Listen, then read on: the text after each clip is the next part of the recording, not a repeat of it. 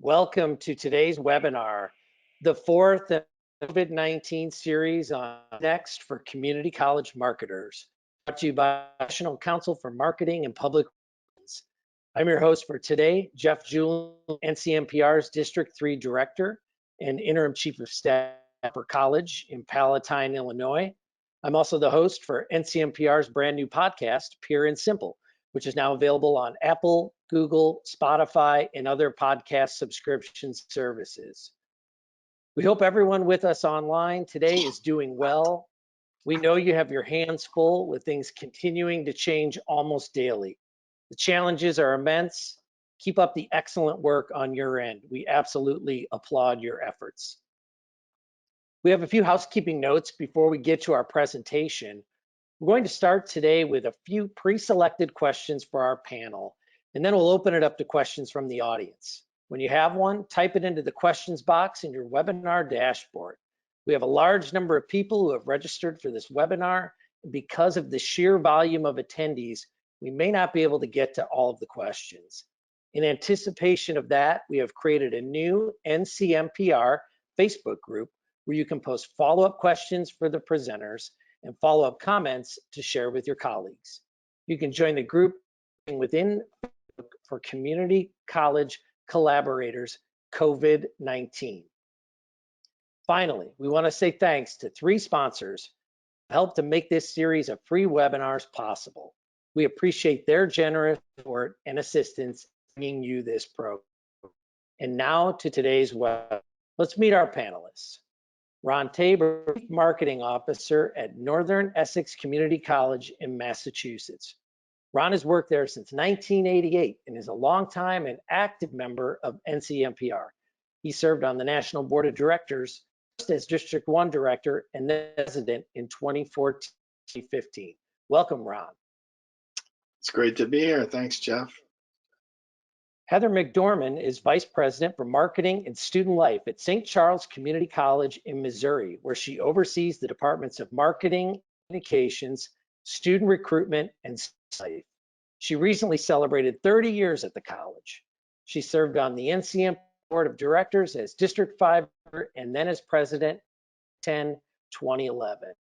Welcome, Heather. Hi. We have Andrea Hanstein. She is the Director of Communications and Strategic Partnerships with the California Virtual Campus Online Education Initiative, a collaborative effort among California's 114 community colleges to increase access and success in online courses. Previously, she spent 4 years as the Director of Marketing and Public Relations at Foothill College in the San Francisco Bay Area, 13 years as the Director of Campus Communications at Fullerton College in Southern California. She served on NCMPR's Board of Directors as District 6 Director and then as President in 2013, 2014, and 2015, 2016. Welcome, Andrea. Hi, everyone. Excited to be here. And last but not least, Jennifer Bomer is Executive Director of Institutional Advancement at Lynn Benton Community College in Oregon, where she oversees the College Foundation, Communications, and Government Relations. Her specialties include community college advocacy, fundraising support, and brand management. Jennifer was previously the Director of Strategic Communications at Portland Community College. She served on the NCMPR Board of Directors, District 7 Director, and then as President in 2016-2017. Welcome, Jennifer. Hey, everybody. Well, thank you all for being here today. Why you're here, so let's move right into some questions. And I think we'll start with Heather. What's the state of affairs on your campus right now? Well, we're not on our campus right now, so that's the biggest thing, as you all know. Right. We actually left campus fairly early. March 13th was our last day on campus. We had spring break the week of March 16th, so we were going to practice being remote that week, but never, of course, return. So right now, we're busy registering for summer. We're all in tons of Skype meetings, just like the rest of you, doing a couple of COVID check-ins each week with cabinet, and then 2 full cabinet meetings a week instead of 1. So that's kind of what it's like for leadership. HR is doing a lot of work with redeployment and figuring out how we want to manage project-based and half-time folks. So a lot's going on. I bet. Yeah, absolutely. Ron, how about you? What's the current status remotely? Yeah, so the landscape is very similar to what Heather just mentioned, and I'm sure what most folks are experiencing. All our courses have transitioned to remote format, of course, and that's going to be that way through the end of the semester. For us, one of the things that's been a bit of a challenge is transitioning all of our services and processes online: registration, advising, orientation. They've been in various stages of online and remote prior to this, but now having to be 100% remote has created a lot of challenges, and opening it up to incoming freshmen, all kinds of things that we're trying to deal with. The campus itself is extreme limited access. It's essential personnel only. So I think when I talked to the director of security, they're saying there's like 20 cars on campus in total. So, you know, and as Heather mentioned, just lots of Zoom meetings, lots of challenges updating the website to reflect everything that's changed as far as processes, and again, just kind of rolling right into now getting ready to generate leads and recruit prospects for summer and fall. So.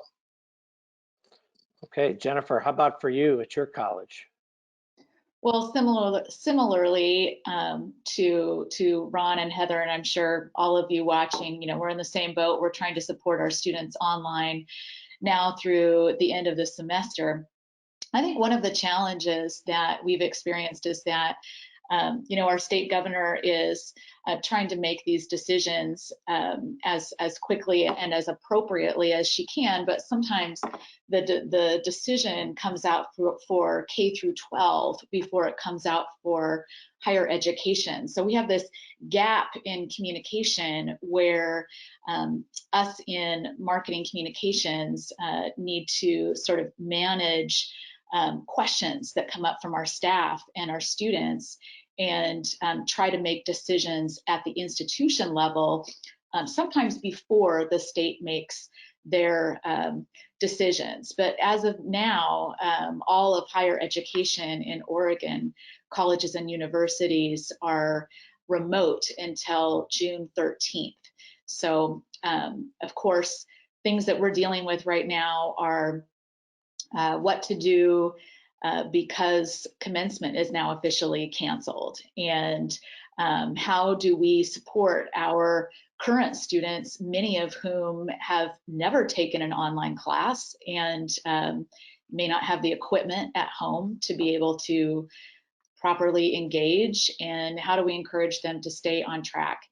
And you know, to tell you the truth, and I know many of you out there are feeling this exact strain. You know, our enrollment today is down 15.6%. We're projecting an enrollment plummet of 25%, and that's what we're building the budget on. And you know, that is not good news, but it's really we're doing what we can to try to encourage people to stay the course and get that degree. Yeah, that's enrollment we'll definitely talk about in a little bit, because that's certainly top of mind, I think, for a lot of folks as we start projecting into the future. Andrea, how about you? What's going on at your college right now? So I am the oddball in this group in more ways than one. I actually, as Jeff stated, work for a statewide initiative. So 5 years ago, California decided to really invest in online education and created a statewide initiative for all 115 now of our community colleges. So my life in the last about month has been a blur, because what we do is help colleges improve their online courses and services. One thing I want to say, I feel like student services is definitely not getting left out of the conversation, but a lot of colleges are forgetting about that. So we help colleges with that. we were working with 57 colleges, and then overnight we are now working with all 114. So our job is helping everyone move online. So it's been fun to kind of be the popular kid, but also working really hard to help our colleges transition in, I mean, literally a matter of hours. So that's helping train teachers, faculty on technology. Also, you know, an online class is not just standing in front of a background and lecturing, ideally, and then also helping our student services colleagues learn how to navigate this world. So for example, if you're doing counseling on Zoom, probably should stop. Doesn't have the privacy fixtures that you need. So I am just in awe of all of my colleagues. I know many of them are here on the call right now in California, and we have a really strong state system. We've been getting grants out to our colleges to purchase equipment for students, still having online food pantries. So the working from home part is no different for me. We work remote, but really trying to do everything we can to help our colleges and our students be successful. That's great. Well, thank you to all panelists for sort of giving us a pulse check of where you're at right now. Before I ask you the next question, I do want to remind our attendees to please feel free to populate that question area with your questions, because we definitely want to pose those to the panelists. So if you hear something that someone said that you want to follow up on or expand on, or just have your own question, please feel free to put that into that questions. We will get to those questions for sure. So let's Ron, what's your focus right now? What project do you have your team working on to support your colleges to COVID-19, and maybe what are some things you knew you were going to be working on, and what's something that surprised you that you didn't think you were going to have to address? So I guess I wouldn't necessarily say it surprised me, but maybe the magnitude of it surprised me is the gaps that we had in sort of our online, again, both course offerings and all the services and processes. So that's really been the focus, say, the last couple of weeks, is how do we make sure for current students that their remote learning experience is as positive as it can be, for obvious reasons. We made an effort, as probably most people have, to refer to it as remote learning and not online learning, because it isn't exactly the same as what our sort of online Blackboard courses would have looked like in many cases. It's something different, but it's remote. So for the current students, that's been a big focus, and sort of now quickly segued into online registration and online orientation. Been in just lots of meetings on how to make this all work, how to make it even potentially sustain beyond just a short-term fix.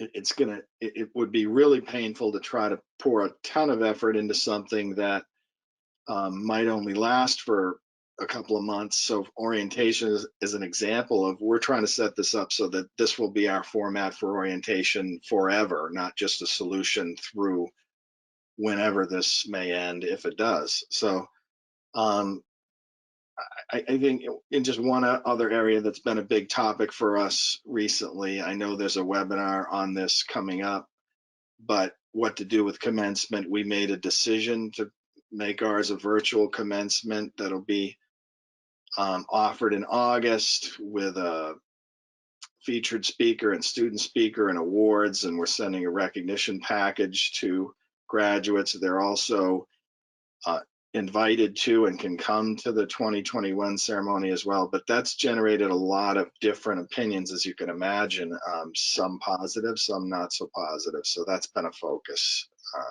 as of late. So. Great, thank you. Heather, how about for you? Very similar to Ron. I think, you know, I don't think Jay, the marketing and communications director at SCC, is on the call, but he is bearing a lot of brunt of responding to people with questions, mainly students and parents, through all different channels, email, social media, website. It's kind of unrelenting and kind of acting as a gatekeeper for a lot of our student services departments and enrollment folks as well. So right now, besides just responding, we're trying to move from COVID primary communications to, kind of what's the new normal. I know that's the phrase everybody's using, but how do we get there? Whether it's workload and services and the whole gamut. So, that's preoccupying a lot of our time, but we are trying to move into a mode where we can start doing our regular work. And so we're seeing our web shift into more encouragement and summer registration and things like that, and kind of slowly move out of COVID. So. Right.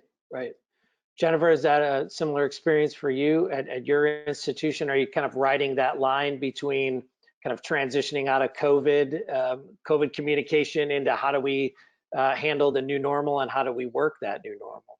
Yes, exactly. And some of the challenges that we're dealing with right now is just that fire hose of really well-intentioned people who, while they're negotiating their own new reality, they're trying to make it easier for students. So they're coming at our department with all of these ideas around, let's send this email to students and let's send this text message, or let's start a new web page or social media channel. And there's a lot of good ideas, but it's more than we can handle if we were to respond and say yes to every single one. So right now it's shifting from information about how we protect ourselves, health-wise, to how can we manage the flow of traffic to students so they're not completely overwhelmed and that they are still finding it manageable to go to school with our college. So that's a really big focus. We've developed a new spring term toolkit, which is on our website, and we have weekly videos from a staff member in our advising staff who gives tips and help to students each week, introduces a new topic. We've also started a new social media channel for current students to stay engaged with one another. And that has helped house some of the traffic, but it's still quite a challenge.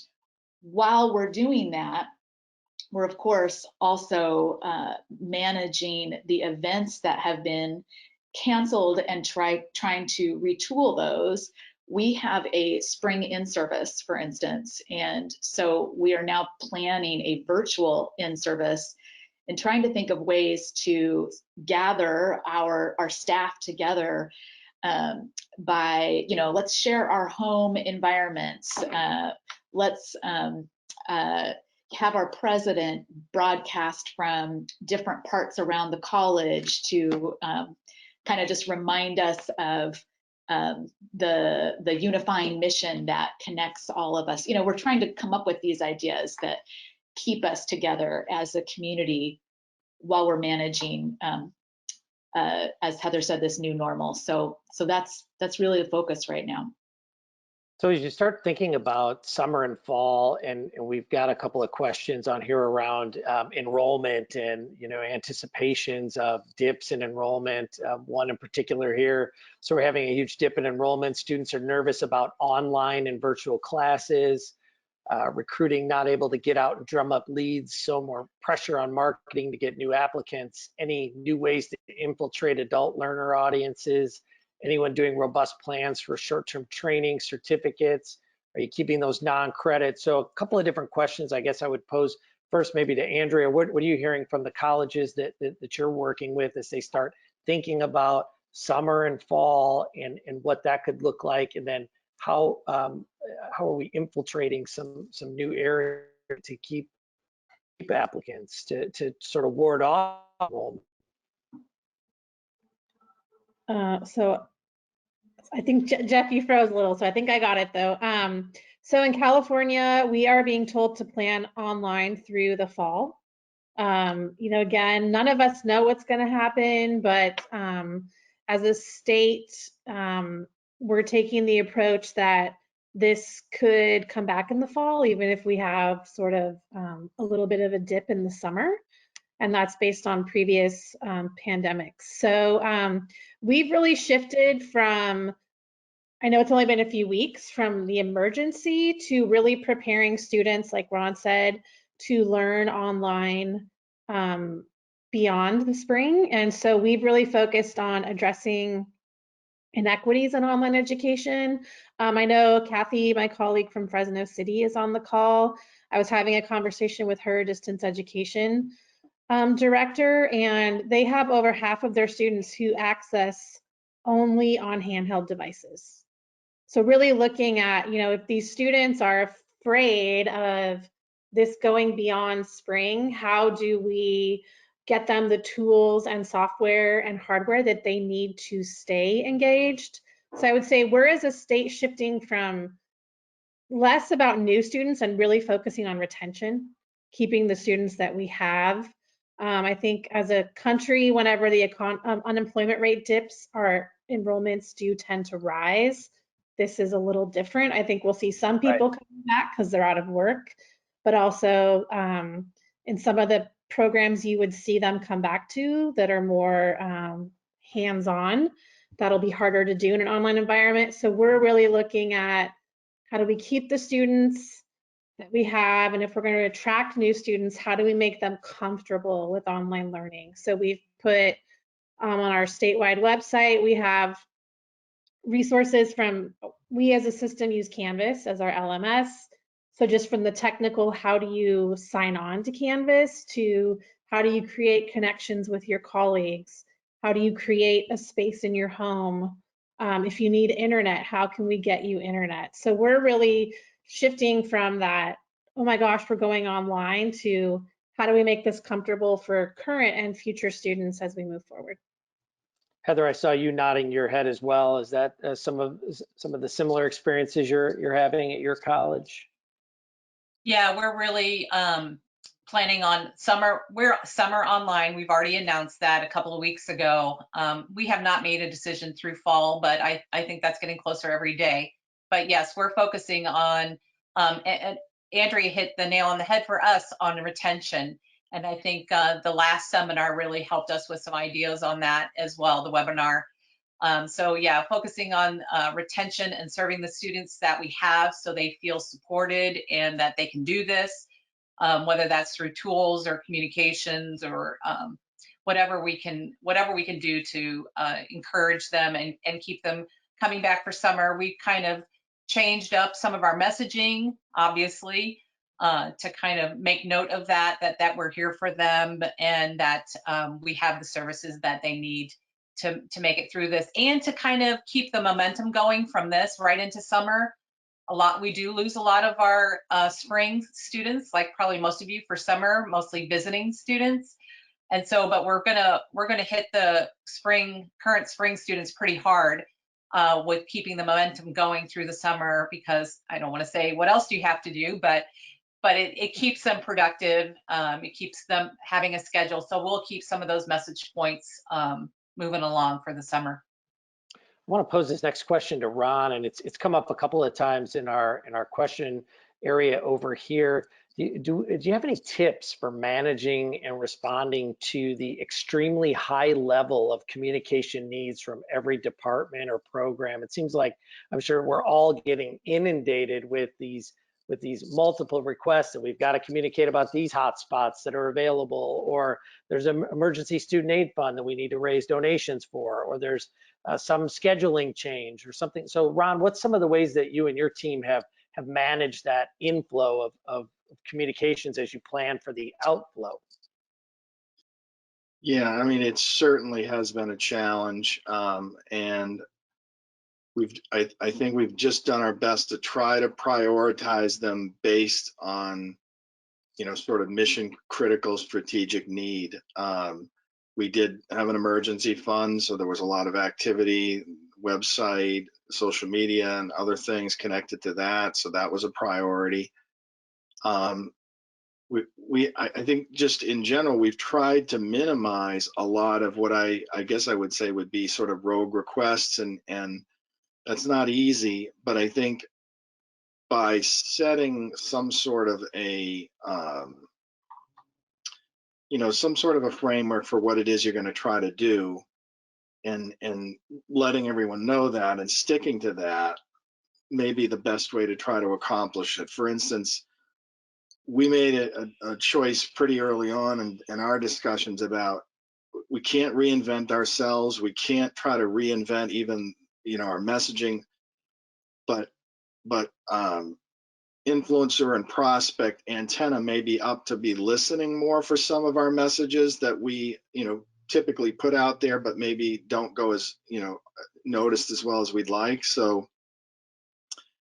I think it really comes down to just sort of smart strategic planning in general, about staying focused, developing that plan, and staying committed to it. For us, the themes are what you would expect, that there may be more career changers, unemployed, underemployed. So a message about training for a new career in months, not years. More bachelor degree seekers with concerns about going off to school, potentially leaving home. So messaging about, take your gen eds, take your intro courses here, and build that foundation. Even the transfer in message about, come to a supportive environment and kind of, relaunch your journey. And then of course, the whole online about taking courses from the comfort and safety of your own home. So I'm not totally sure if I'm answering the question exactly, Jeff, but I think for us, it's staying as focused as you can on what the top priorities are, getting, buy-in from the top down, and not ignoring that fire hose of requests, but just trying to manage it from a priority perspective. So. Yeah, I think that makes sense, Ron, what you're saying. And certainly Heather alluded to it as well, that maybe a few weeks ago, we were dealing with these incident command type requests that were emergencies as we were moving offline, and now we're moving to online. And now we're starting to settle back into whatever this new normal is. So staying focused makes sense. Jennifer, what thoughts do you have on how your team's managing that tremendous flow of requests? Well, I think similarly to Ron, it's really trying to work closely with our executive team and to get their support in making sure that we have a single point of contact for communications. And I will tell you that is not perfectly aligned with the current culture at my college. We've got a lot of autonomous folks who do great work, but we haven't really had that shared understanding that it's important to have one entry point for communications. Well, now we're seeing that without that, things get really confusing really fast. So having that support from the top down, and it's really incumbent on me as the director of advancement to kind of wave my hand and say, I need for deans to speak up, and I need for cabinet members to speak up and to say, we're not going to send a mass email to students unless it runs through Jennifer's office, for instance. So I know that's hard, and it's hard when people mean well, but that's truly how you can manage that fire hose of requests. Great, thank you. So we've got another comment/question here. The person says, I'm interested to know if anybody is updating their LMS or switching providers entirely in order to prepare for blended remoting. My school uses Moodle, and I'm concerned it's not an ideal implementation. Would love to hear about alternatives that are effective. So without putting anybody on the spot, I'm going to put Andrea on the spot and see what you're hearing from your colleges. Yeah, so as California, again, we have 115 colleges, and we 5 years ago, made the decision to all go with the same provider, and that is Canvas by Instructure. I know Heather's College is on that because we've chatted before. I would say Canvas and Blackboard are the two most popular. We think Canvas is pretty great. It allows also for a lot of communication functionality beyond just the classroom learning environment. So as PIOs, it allows you the chance to really also share messaging through it. And so one of the first things that we encouraged colleges to do when we were getting word that we would move online is instantly create a Canvas account for every faculty and every student at your college. And then you could communicate and push messaging out. So I'm assuming our email will be on here somewhere, or you can find me on the NCMPR website. I'm happy to talk about Canvas with anyone who's interested, but we just had the opportunity to renew the contract for another 5 years, and we did that. So it's worked very well for our state. Great. It seems like there's a lot of opportunities right now to sort of assess platforms and systems as we start to push that button even more on remote, whether it's remote work or remote learning. Where have you seen opportunities, maybe, Ron, that you think your college could continue to explore further, or have you seen challenges as well? Well, I think both, of course. I think there's an opportunity here, and it certainly goes beyond the bounds of what we can control from a marketing perspective. But hopefully most have some at least voice at their schools. But I think it's important as ever for faculty to really be engaged, whatever it is they're using. Not everyone's using Blackboard. I mean, that's the LMS at Northern Essex, but there's a lot of folks who are using something totally different. They're just, taping presentations and sending those out and engaging with students via email. There's just a lot of different ways to do it, but I almost feel it's less about what the technology is and more about kind of just that commitment. My son is a freshman at Florida Southern College. That's not my grandson, that's my son. And any conversations I have with him, it's really about how much effort and energy the faculty members are putting into staying connected and committed. It doesn't matter necessarily what that process is. Is it feeling like it's engaging and they're committed to it? So I think we're lucky at Northern Essex, and I'm sure most everyone is, that faculty are really diving into this wholeheartedly. And I'm sure there's fears and trepidations about using technology you've never used before, but even ultimately that may be a positive on the other side. So absolutely. Jennifer, how about at your college? Have you seen any opportunities arise from this that you've been able to pursue further from a marketing and communication standpoint? Well, there's a couple things that come to mind.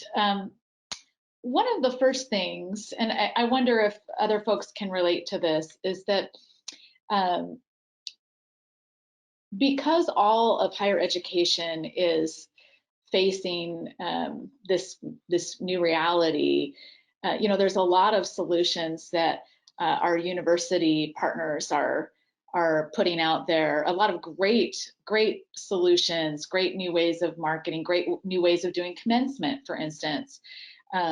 But what I've sort of been faced with is reckoning that community colleges are not universities, and the solutions that universities come up with are not always applicable, or they're not always appropriate for the community college environment. I know that we're all in different environments. We're in rural environments, metropolitan environments, places in between.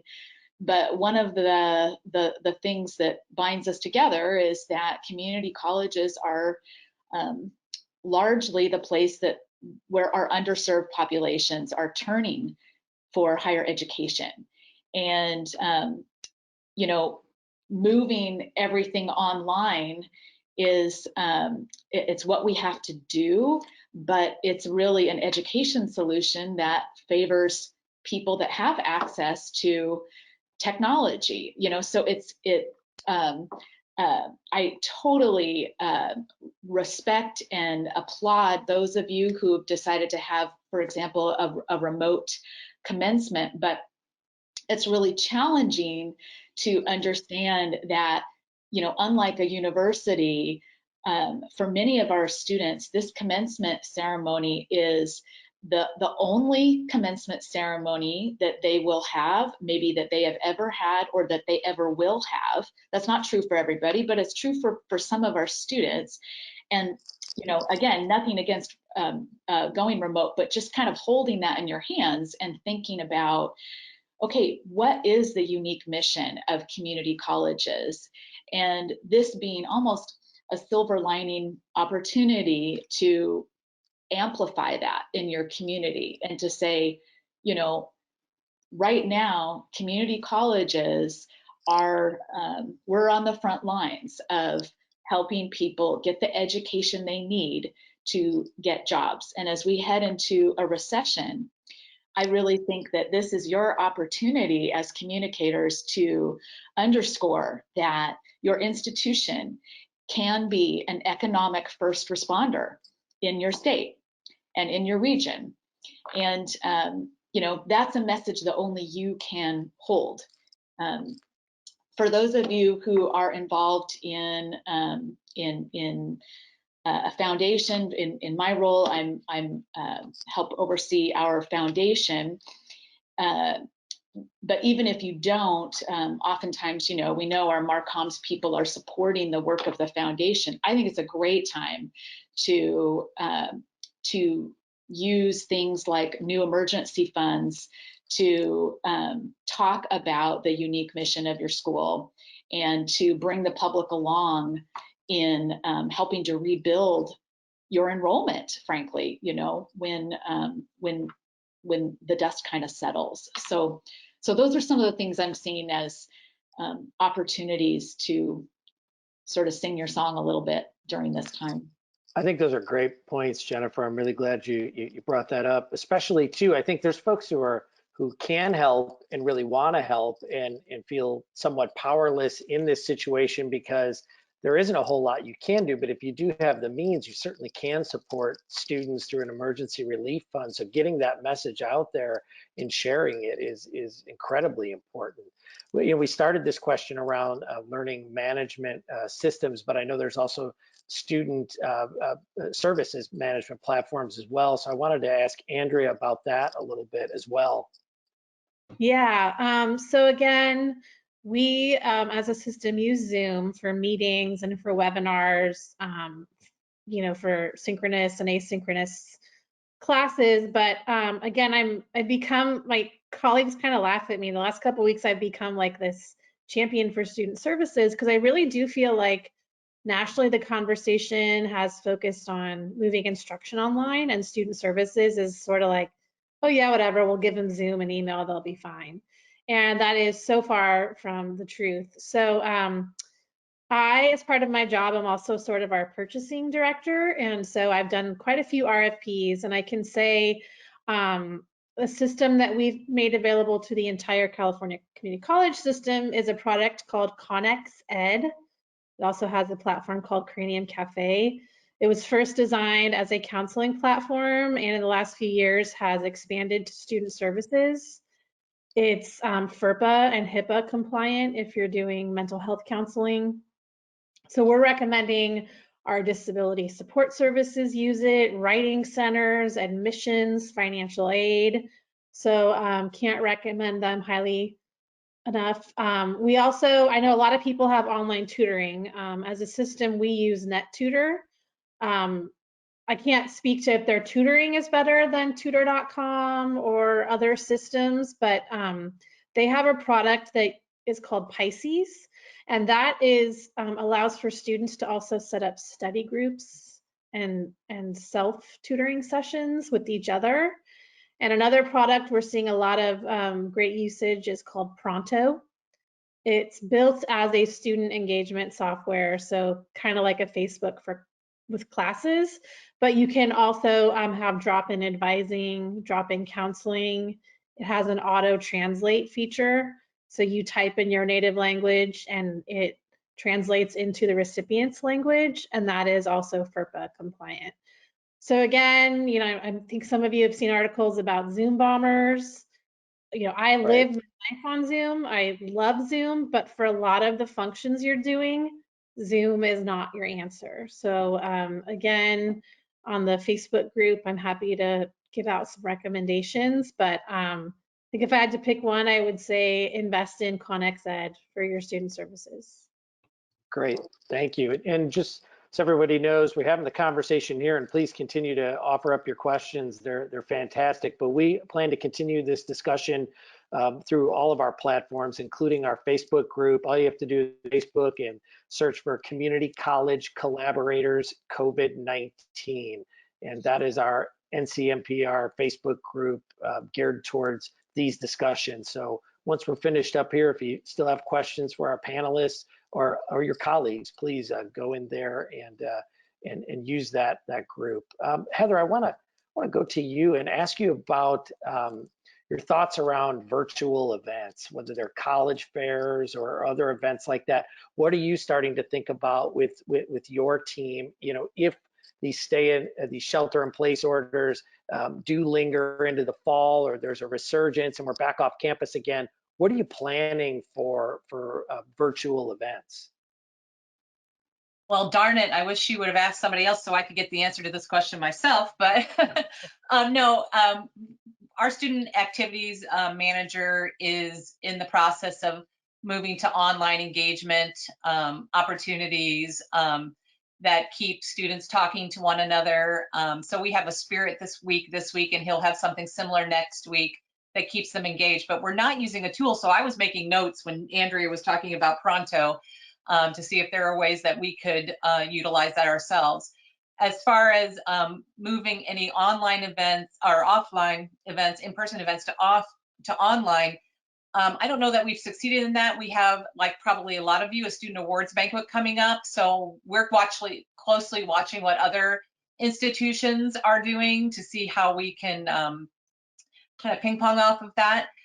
So that's towards the end of April. Of course, our commencement is postponed, so we're looking at ways to celebrate as well as mark the occasion and then decide how we're going to move that to in-person.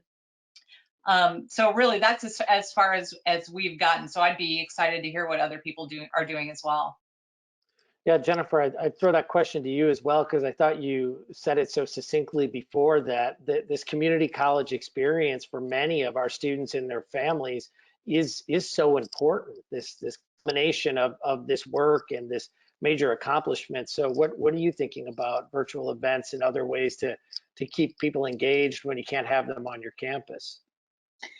Well, it's really challenging. One of the things that I struggle with myself is just personally, my entire work is this computer right here that I'm looking at, and then of course now so is my social life. So I can't quite get away from the devices, and right. And I know that our students can't either, but I definitely, think it's so important that we find those opportunities to connect and to keep a sense of community. And I think that sometimes it's going back to those grassroots things and having those tactics sort of cut through the noise of all of the virtual solutions, which are great solutions. They are great solutions, but I like the idea of, mailing something to your students, or having students submit,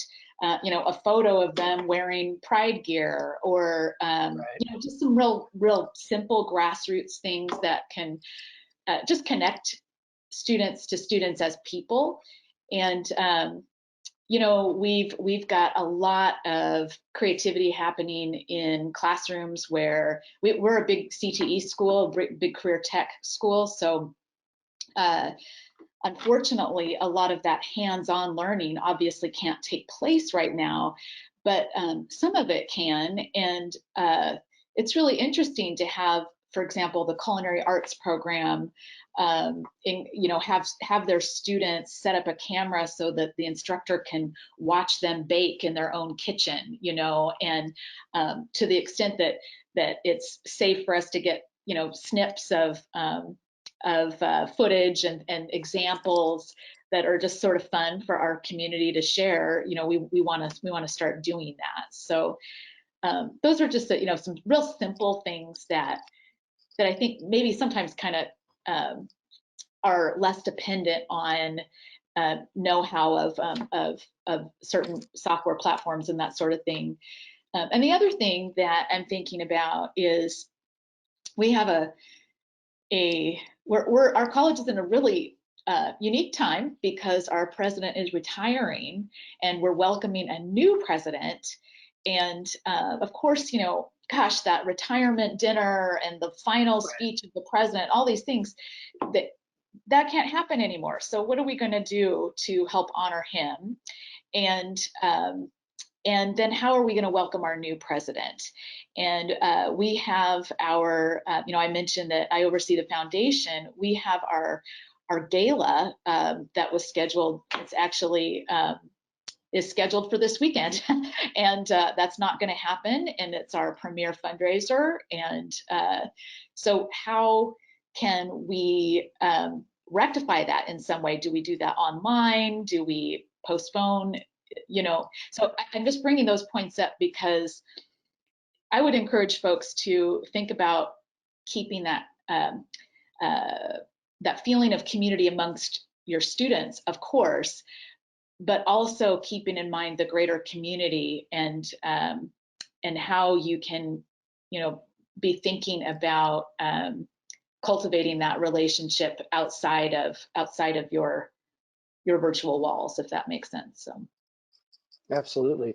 Jennifer mentioned how we're all more connected now with these devices in front of us more than ever. How have all of you adjusted to working remotely? And then what are you doing differently with your teams? How are you creating a sense of community when you were so used to seeing one another across the hallway, except for maybe Andrea, who mentioned she lives in Zoom. So maybe we'll throw this question to Ron first, and just how are you keeping your team together in a different working space? Honestly, Jeff, I think that's been the biggest challenge of all for me, is that the team collaboration aspect. I've found sort of an interesting phenomenon through the last few weeks has been, I feel like maybe an increased or a heightened level of collaboration with other departments at the college, student services area, academic affairs area, around migrating, transitioning a lot of their services, to online, as I talked about before.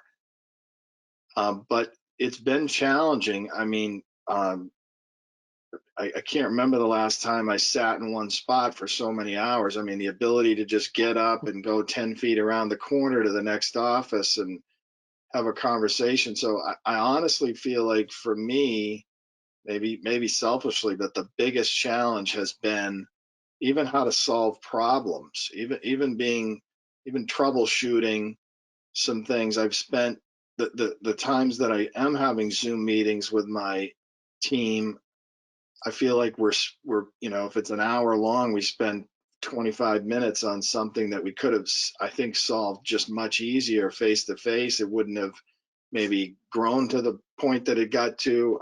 So I wish I had better answers for this question. I don't.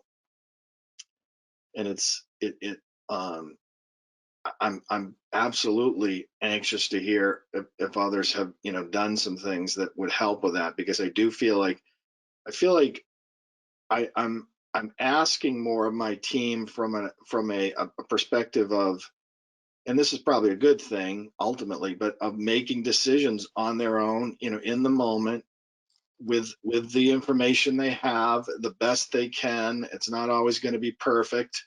Use good sensibility that they all have, and so that's that's just been an interesting sort of a byproduct of this, but it's a challenge, absolutely.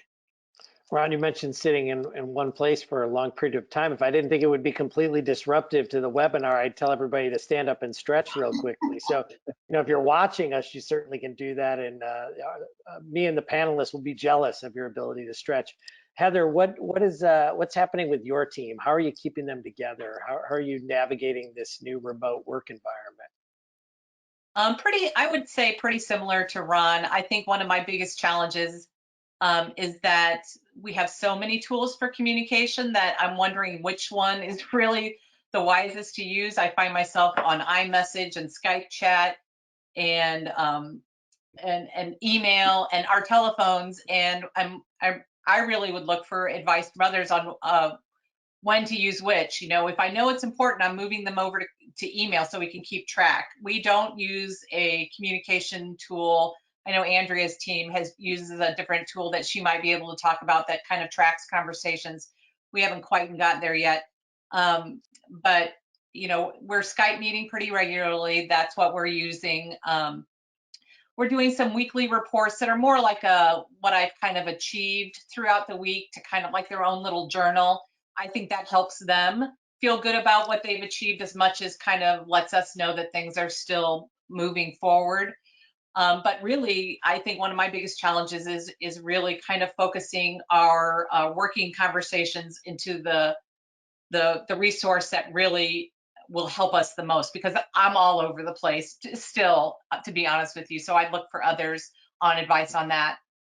Right. I can tell Andrea's dying to give us some of her best tips on remote working. So I'm going to make her wait just a little bit longer and ask Jennifer if she has any tips or tricks. Well, I can't take credit for this if my director of marketing communications is watching.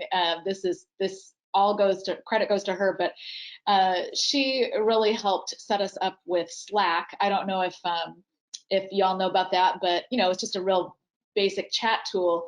But how it's been helpful for our team is we've instituted, that sounds very formal, but we have a new practice where we have all members of the team just need to say hello by 8:30 a.m. every day. And that's our way of just checking in every day. And then, you need to let folks know if you're going to go take a break or go to lunch. And then we have a weekly Zoom call that we do. But one of the things that Slack has been helpful to us with is it provides that sort of water cooler function where we can have quick conversations with each other. But actually, ironically, it's also provided more structure. And I think one of the real challenges for our staff is that a lot of them have never worked from home. I do work from home 1 day a week, so I'm pretty used to this, but a lot of them have never worked from home. And I think that it was a natural bit of a transition to work at home and kind of shift your mindset so that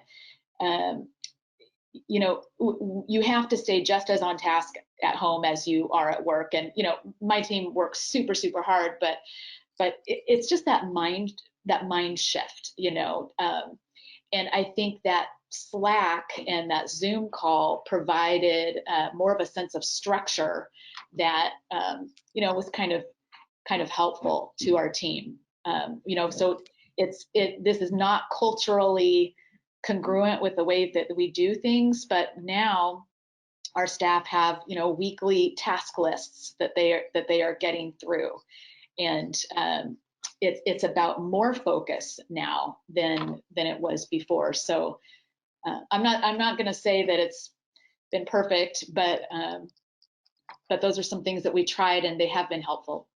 That's great. Yeah, we just decided to eliminate the question, how are you doing? Because it was always the same. We're quarantined, stuck in our houses as we've been for weeks. So, all right, Andrea, you have the knowledge. You have the answers. Tell us. So knowledgeable. I'm with Jennifer. We live and die by Slack. Not only, you can create different groups of people that you have chats with, you can create channels. So for example, we have a chat bot on our website that we were going to, every day for 2 weeks, we were going to turn off the bot and have a live person answer it. So we created a channel that was just all about the chat bot. So if you had questions about it or how to log on, it was there and you could sort and find it quickly. And it also allows for, the funny interactions. My boss and I yesterday were trading funny Zoom backgrounds that we were going to dare each other to use. I also really like Basecamp. I know some people like Monday, but from a project management perspective, because we work with a lot of colleges, so we'll set up a Basecamp group for each college that we're working with. It not interacts, I can't think of the word, integrates with Google Drive and Microsoft Office. So you can also link documents to it. Like Jennifer said, you can create to-do lists so that people can manage tasks as they're going through. And one thing I will say that we've been talking about is, we work remotely all the time, but what's different is everyone on this Zoom call is experiencing a crisis right now. My working from home in the last 3 weeks has not been my working from home in the last 3 years.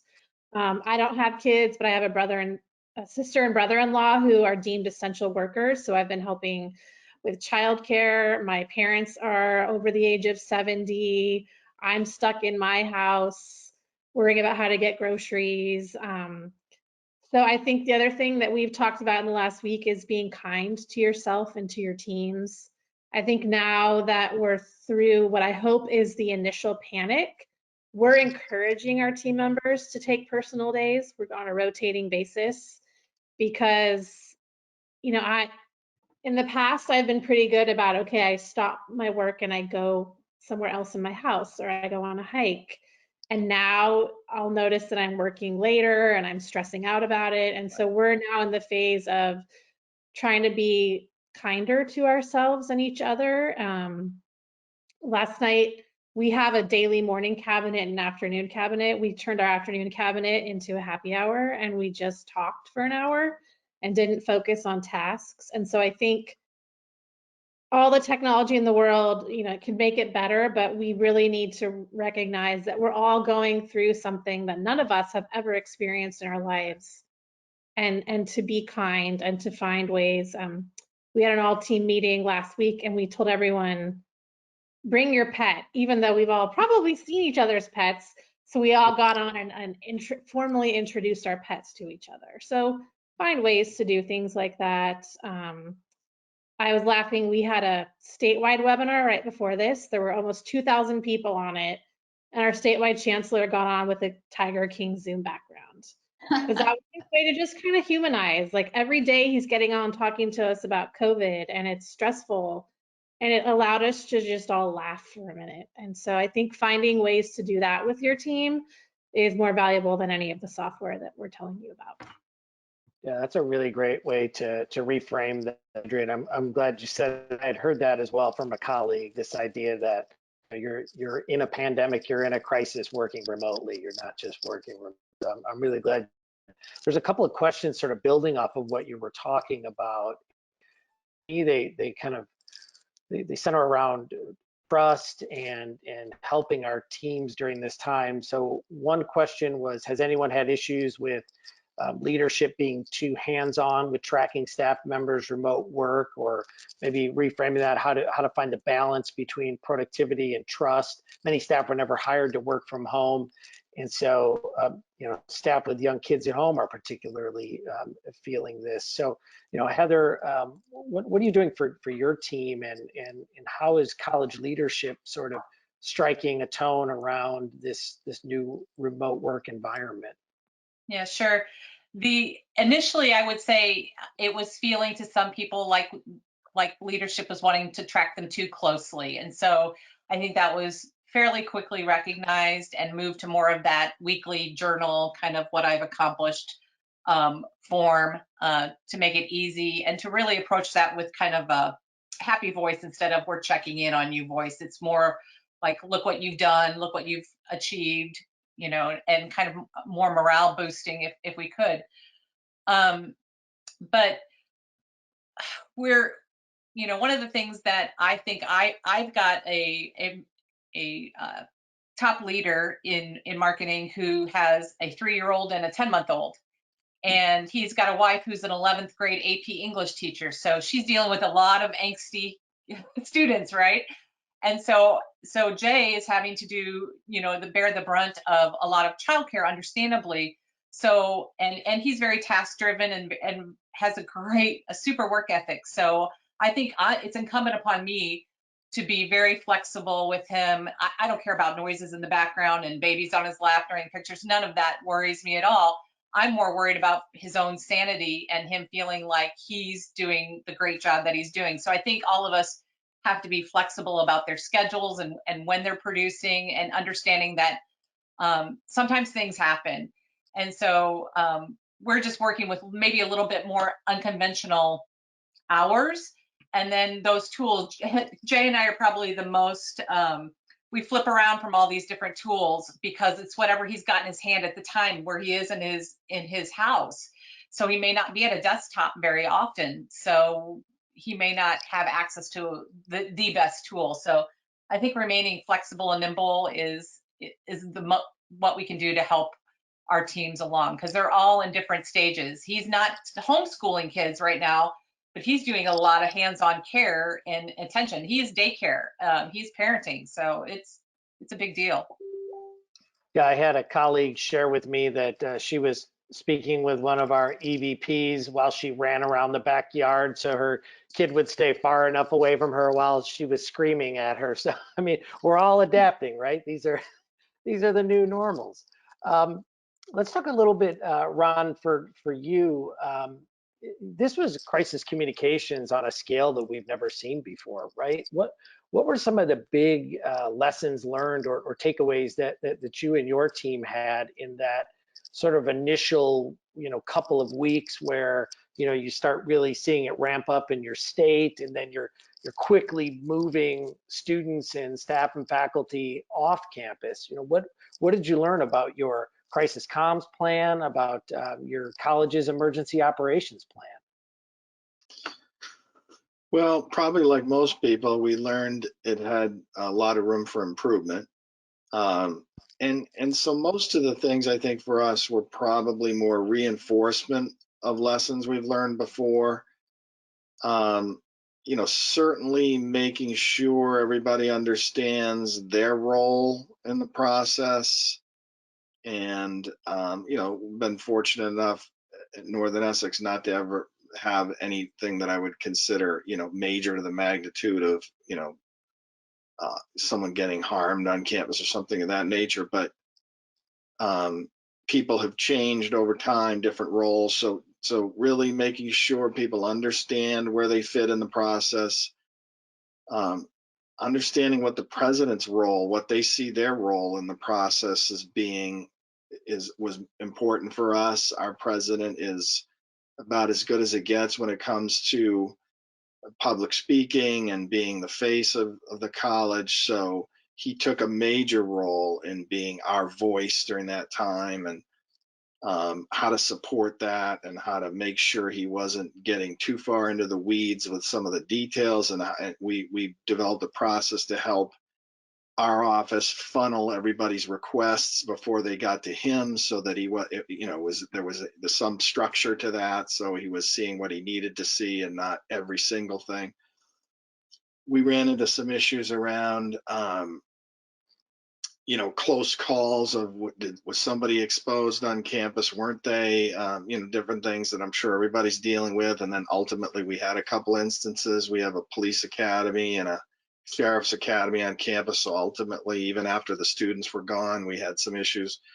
So getting legal counsel and you know, what are you going to share, and to what extent can you and can't you, and on all the privacy issues. It was hard getting everybody aligned, because you have some camps that want to be, we'll tell them as little as we possibly can, and other camps that we want to be as absolutely transparent as we can be.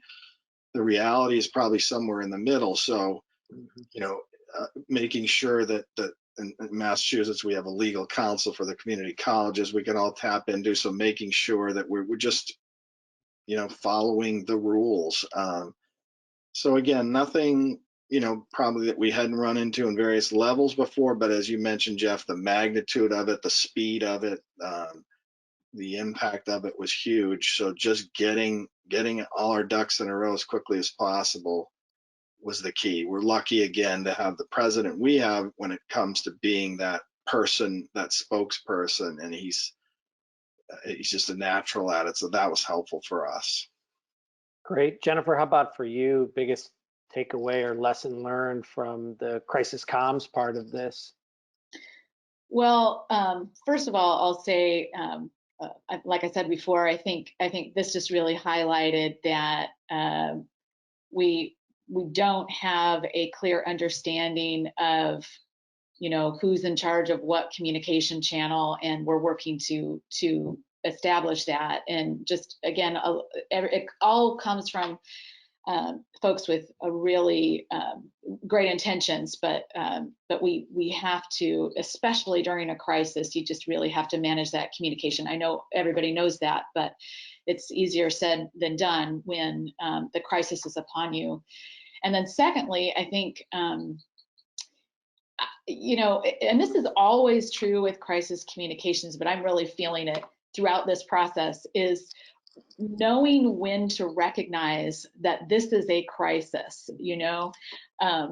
Was it a crisis when our state governor said that she recommended that no more than 25 people gather? I mean, at a certain point, that was a recommendation, and we had our sister colleges said, okay, for us, we're going to say no more than 50. Well, we happen to have a basketball tournament happening at our college, so we kind of wanted to say 75. At what point do those decisions need some oversight of crisis comms? And then, of course, as y'all know, these recommendations quickly became more and more serious and directive. And so that's just something that it's really been highlighted for me, is being able to call a crisis when it's a crisis. It may not feel like a crisis to the community, but you as the professional communicator can make that determination. Like, now we've entered our crisis communication realm, and because we're in that realm, this is the way that we need to handle things now. So that's kind of been a learning for me. And then one more thing is that this has really highlighted for me the importance of connection with other colleges. So a quick props to NCMPR for hosting these free webinars. It's been just amazing for me. I've learned lots of great information, picked up great tips, and I just really appreciate it. And I appreciate all of the membership in NCMPR, because we do have that network that we can turn to in times like this. But right now, I'm especially feeling that. I want to know what the college up the road is doing, and I can, because we have daily phone calls where we can connect. And so that's when you learn these things, is when you're in a crisis and you can really feel the power of shared information. Absolutely. Heather, how about for you, as you kind of think of the crisis comms piece of the response for your institution, and maybe just a little bit different take from what Ron and Jennifer were focusing on. What did you think, like, okay, when we get on the other side of this, I need to update this part of the plan, or this worked really well, and I'm really happy about it? Well, we had a crisis communication plan that was almost done, and then we had some transition out, but it was in pretty good shape, so we were grateful for that. What really needed more updating was, we actually had a pandemic plan. The institution did, and so that had not been updated, honestly, and I don't know whether to be embarrassed or I'm in good company, but since 2015. But it still had a lot of good bone. It had good bones. And so it was very, very helpful about kind of dividing and conquering the work. We very quickly went into pandemic subgroups and went on, and somebody's asking about MS Teams. We use Microsoft Teams to kind of have our pandemic team launching all their information from there and keeping all of our tools and resources there. But one thing I will say that I feel very fortunate that we had in place is we have a very smart, very talented, and very highly connected Dean of Allied Health, who's very, very connected in our community with the Department of Health, the County Department of Health, the State Department of Health, and the Chief of Police, who's similarly connected, that really kept us very focused.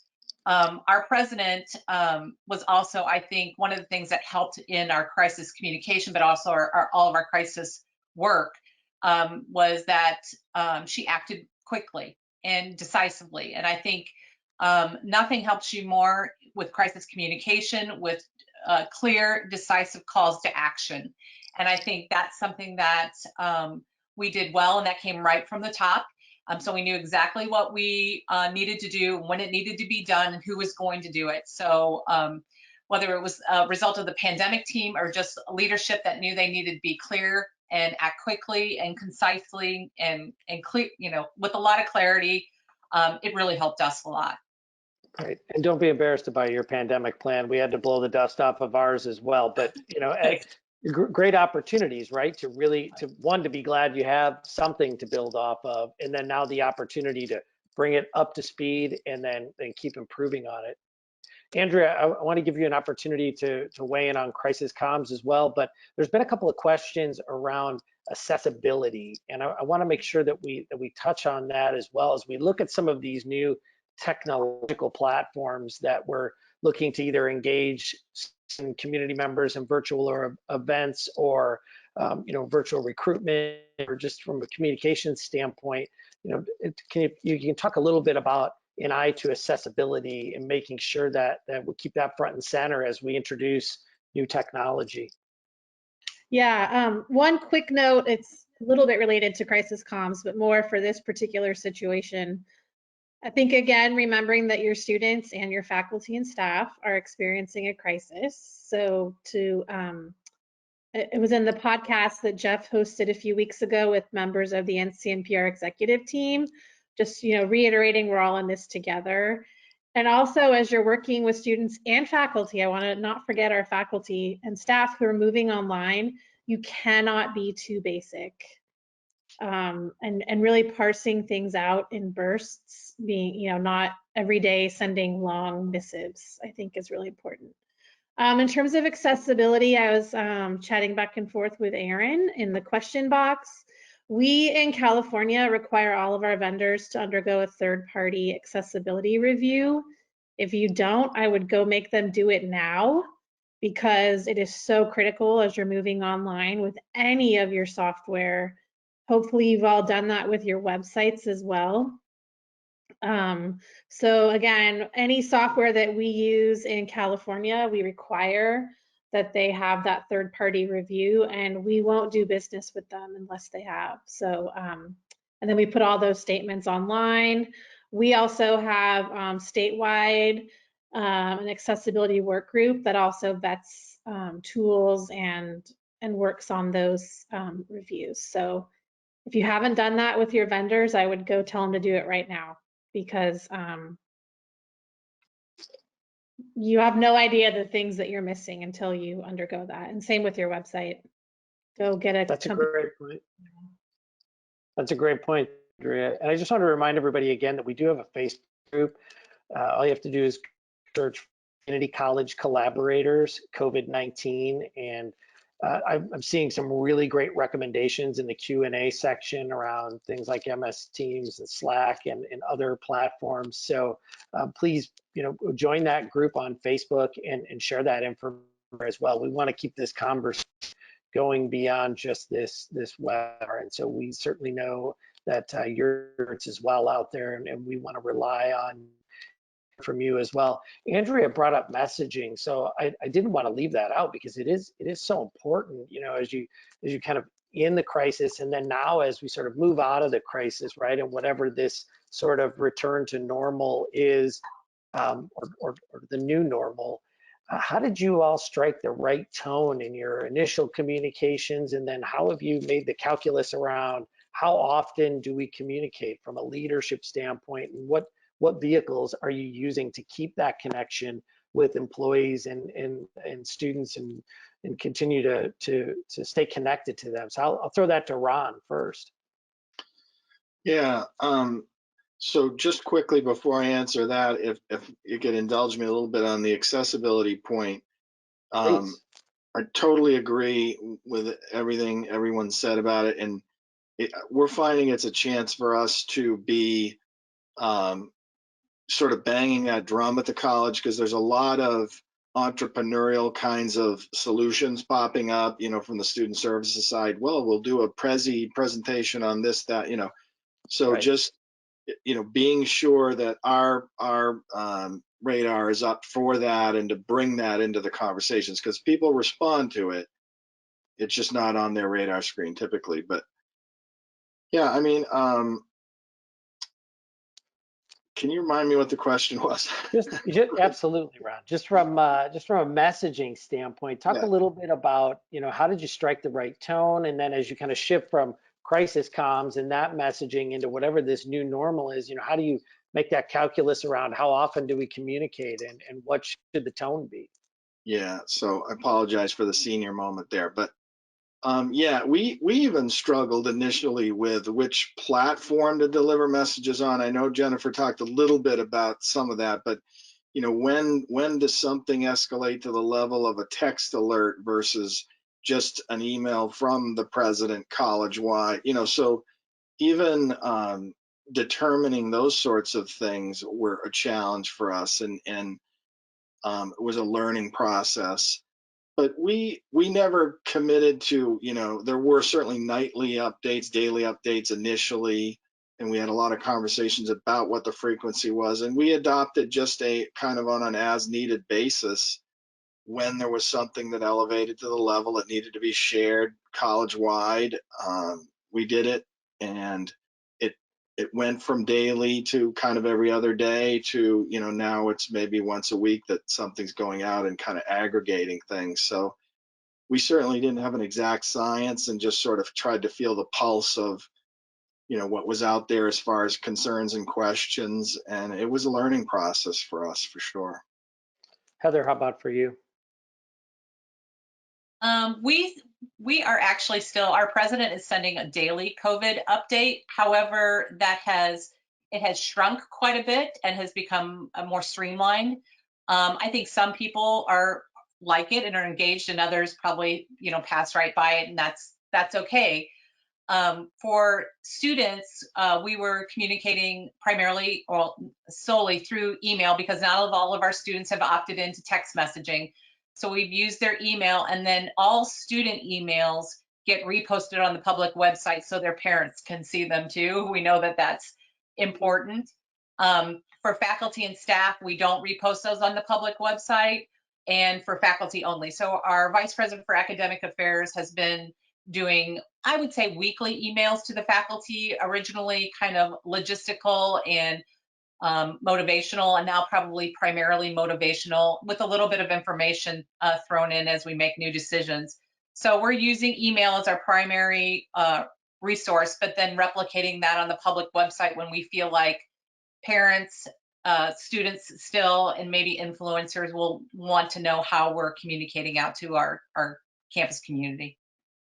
Great, thank you. So Jennifer, as I turn and offer the question to you, I want to make a quick addition from a really good comment on the Q&A. What are some intentional language changes you're thinking about using in your marketing? And as this commenter points out, we can't be selling with the same language as before. So what are you thinking about in that realm? Yeah, well, I was just going to say, one of the things that we're working on is really shifting the tone of our messages right now. It seems like in the past few weeks, whether it was to students or to staff or even in press releases or on the website, the tone was always sort of like, these are dark days, and but we're all in this together, and and I don't mean to minimize that. That's important that was out there. But I think now, in order to help people kind of make that turn, we're intentionally changing our messages to being more about staying on track, especially for students. So we are the road runners, so it kind of works for us to say, stay on track and run your race, and we had, just for example, I mentioned that video series that as part of our spring toolkit that a member of our advising staff came up with, and it's great. But her first video, really the intro was, hey students, I know that it's really hard, but we're here for you. And we watched it and then we just recut it, and instead it's really changing so that it's like, hey students, this is a new time for us all, but we are here to help you get to the finish line, and let's talk about how we're going to do that. And right. Kind of shifting to be like, let's do this, you got this, we're here to help. And I think that'll be important going forth for retention messages too, especially, and I really am a big advocate of trying not to be tone deaf, and acknowledging right. the times that we're in, and knowing that, we need more healthcare workers right now. We're going to need those folks to be trained, and we're going to have people who they have already lost jobs, and we're going to have more people who lose their jobs. And how can the college be helpful to you to getting back on track? But so shifting that messaging to being away from just we care about you to we care about you, and we're going to help see you through to the finish. Right, that's a great point, Jennifer. Andrea, what are you seeing with the colleges that you're working with in terms of how maybe they're starting to shift their language and pivot to acknowledge how to keep students moving forward? Yeah, so as a state, we have a new website. I think it's stayenrolled.com, not keep enrolled, stayenrolled.com, and really helping students, like Jennifer said, stay on track. I think that could pivot for fall, but right now, less worried about bringing in new students and more concerned about taking care of the ones that we have.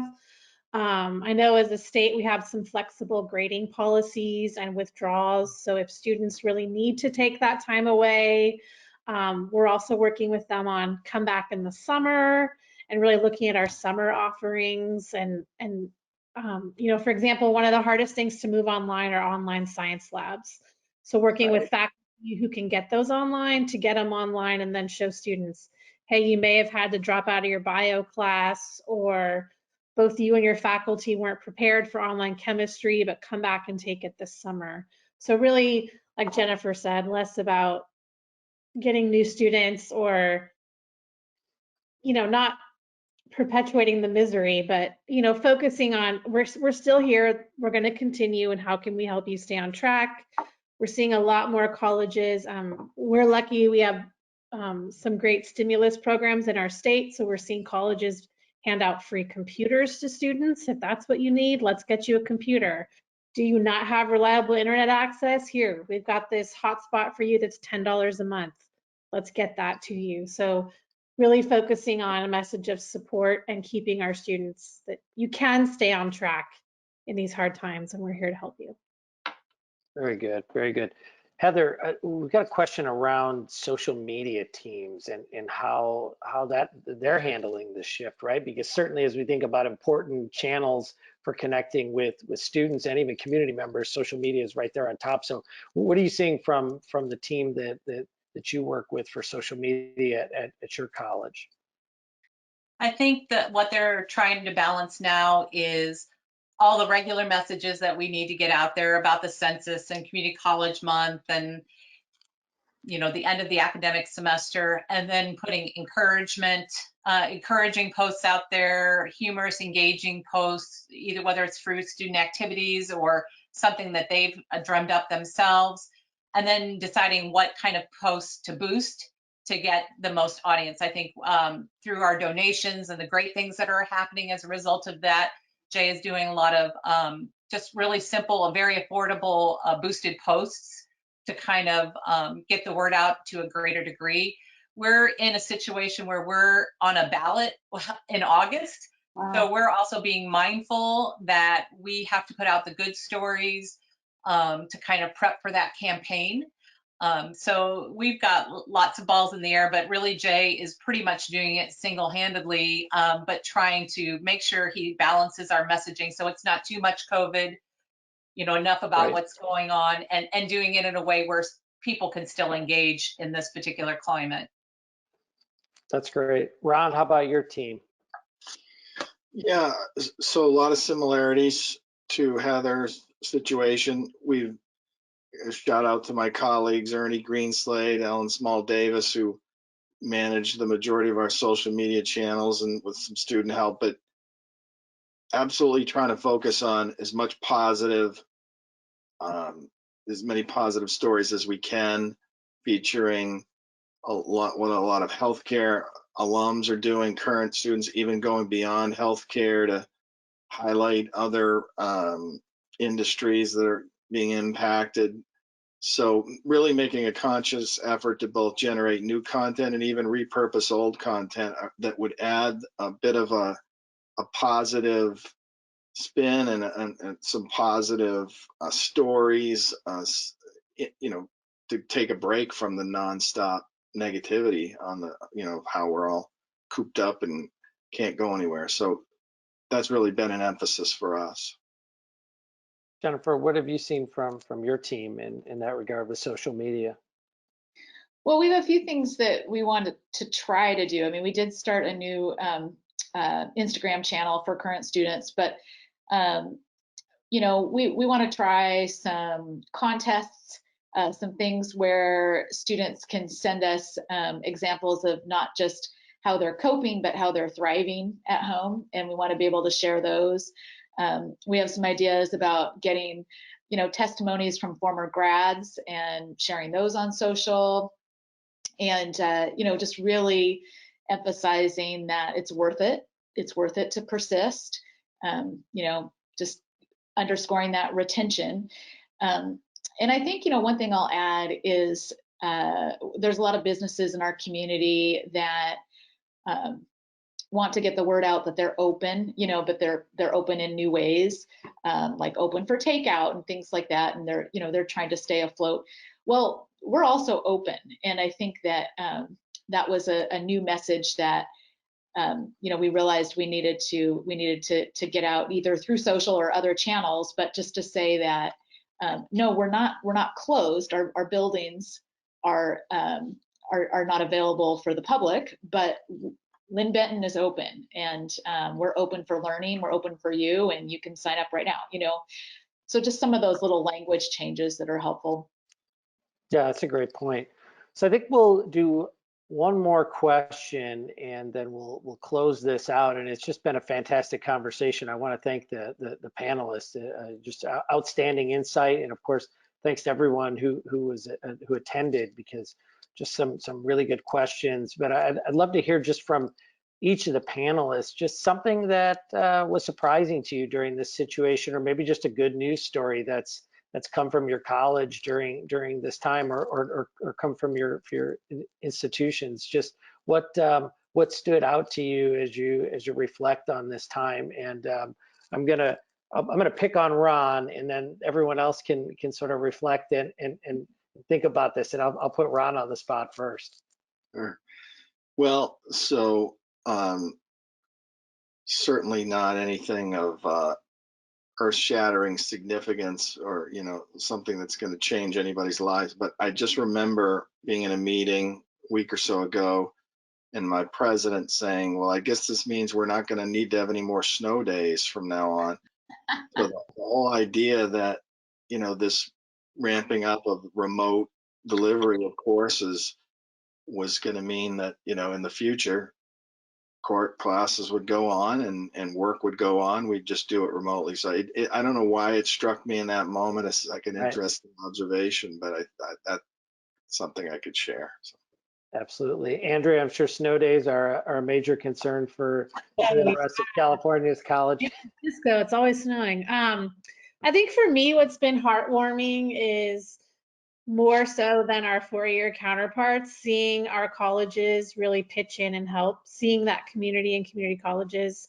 I think in all of our states, we're seeing some of our allied health programs donate supplies to hospitals. We're having conversations in California about waiving if a student is in the last semester of an allied health program, waiving and letting them start working in the healthcare system now just to get bodies in there. And so without even trying, we're seeing stories showing how we are the backbones of our communities. You know, I know we're seeing, you know, I live down the road from Stanford. Stanford's looking at vaccines, and that's amazing. But just really seeing our students out there. I've seen culinary programs who are donating meals to food banks because that's still, so that's just been neat every time I watch the news or listen to it, to hear something about community colleges pitching in, and I don't hear that about our four-year counterparts. Great. Heather. Well, I think one of the things that has been not surprising to me, but I have a new appreciation for the work of our auxiliary services, those services that have to fund themselves, and what they're going through right now is really painful. And so they are really having to figure out how they succeed in this kind of climate, especially if this is going to continue or could happen again. And I think we have to prepare for that.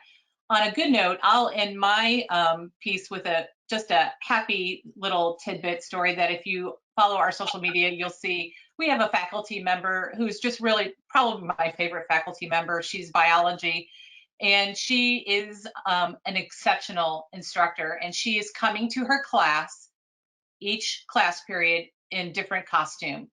So she's, I think Joe Exotic or Carol Baston is up today. She's been a unicorn. She's been a Harry Potter. She's super engaging on the daily, but she's really ramping up, and I think it's something it's getting picked up as we speak by our regional newspaper. But it's good to see these little things come out, these little tidbits of our faculty and staff who are finding ways to engage that we would never think to do. Oh, that's great. Jennifer. Yeah, I love that. Well, I just want to share a little story. I mentioned that our president is retiring, and he would have given his farewell speech this month. And, you know, he was really looking forward to that. And he's not going to have that opportunity. He will retire before we all gather again. And one of the neat things that we've been working on with him is that, as I mentioned, we're going to do a spring remote in-service, and he's going to give his speech, but he's going to talk about how, you know, at first he was sad that he wasn't going to be able to give the speech that he wanted to give, but then he realized that, in fact, this was actually such a privilege for him to give a speech right now, because it's a chance for him to remind us all of all that we've accomplished, you know, in the past decade, and that we've faced problems that seemed insurmountable and you know, incredible, against incredible odds.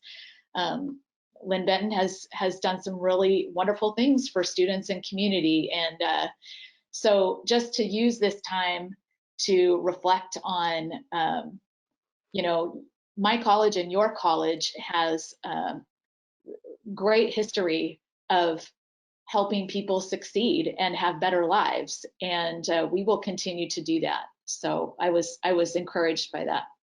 That's fantastic. I would share my own just quickly.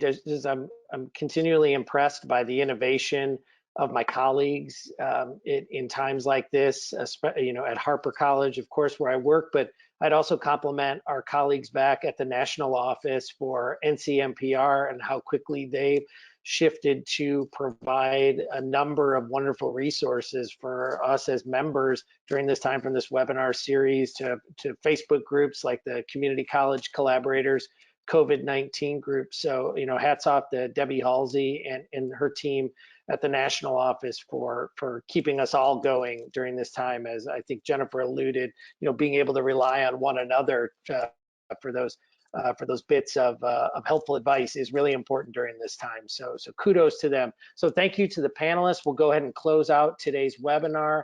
On behalf of NCMPR, thank you panelists, and thank you to all of you for listening today. If you haven't signed up for the next webinar in this series on how community colleges can respond in the months ahead to the COVID-19 crisis, visit NCMPR's website for more information. That's ncmpr.org. NCMPR just added another webinar to the lineup. It will be presented next week on April 21st on the topic, Let's Graduate Online, and will feature how Mission College in California is going virtual with graduation to create lasting memories for students and their families. NCMPR's website also has links to shared resources, our brand new podcast, our blog, and other resources to help you navigate issues related to the COVID-19 crisis. We hope to see many of you online again next week. And in the meantime, stay well and have a great rest of your day. Thank you very much. Thank you. Yeah.